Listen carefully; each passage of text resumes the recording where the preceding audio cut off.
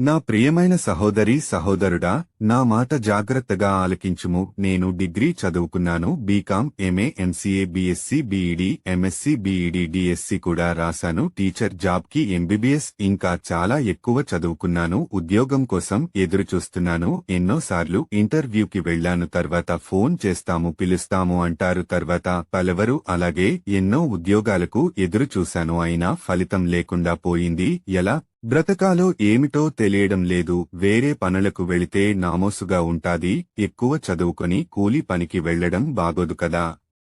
వెళితే అందరూ అవహేళన చేస్తారు కదా. ఉద్యోగం వస్తే పెళ్లి చేసుకుందాము అనుకుంటున్నాను. ఉద్యోగం రావడం లేదు.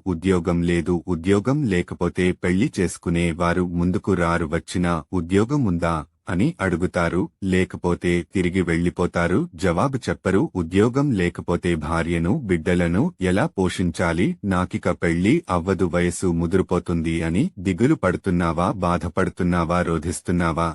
ఏడుస్తున్నావా? చింతిస్తున్నావా? లోపల దుఃఖపడుతున్నావా? హృదయ వేదన పడుతున్నావా? బాధపడకు, దుఃఖపడకు, ఏడవకు, చింతించకు, కన్నీరు చకు నీ కన్నీరు ఆనందభాష్పాలుగా మారుస్తాను. నీకు ఈ సంవత్సరంలో ఉద్యోగం వస్తాది. ఉద్యోగం నేను ఇస్తున్నాను. తర్వాత నీవు పెళ్లి చేసుకుంటావు. నీవు మాత్రము ఏమి చేయాలంటే ఉద్యోగం వచ్చేవరకు ప్రార్థన మానకు. అనునిత్యము దేవాలయమునకు వెళ్ళుము. నీవు ప్రార్థనకు వెళ్లడం లేదేమో, నాకు మొరపెట్టడం లేదేమో, అందుకే నీకు ఉద్యోగం ఆలస్యమైంది. ఇకనైనా నీవు ప్రతిరోజు నాకు మొరపెట్టుము. అలాగే ప్రతి విషయంలోనూ ఉద్యోగం వచ్చేంతవరకు ప్రార్థన చేస్తూ ఉండుము. నీకు నేను ఏ ఉద్యోగం కోసం చదువుకున్నావో, ఏ ఉద్యోగానికి అయితే ఎదురు చూస్తున్నావో, ఏ ఉద్యోగం వస్తే బాగుంటది అనుకున్నావో అదే ఉద్యోగం ఇస్తాను. పెళ్లి కూడా చేసుకుంటావు. బిడ్డలను కంటావు. ఆనందంగా ఉంటావు. సంతోషంగా ఉంటావు. నిన్ను ఎవరు హేళన చేయరు, గేలి చేయరు. నిన్ను చూసినవారు ఆనందిస్తారు, సంతోషిస్తారు. ముందుగా చెబుతున్నాను, నీకు ఏ ఉద్యోగం వచ్చినా, నీకు ఏ ఉద్యోగం ఇచ్చినా నీవు వద్దని అనవద్దు. ఎందుకంటే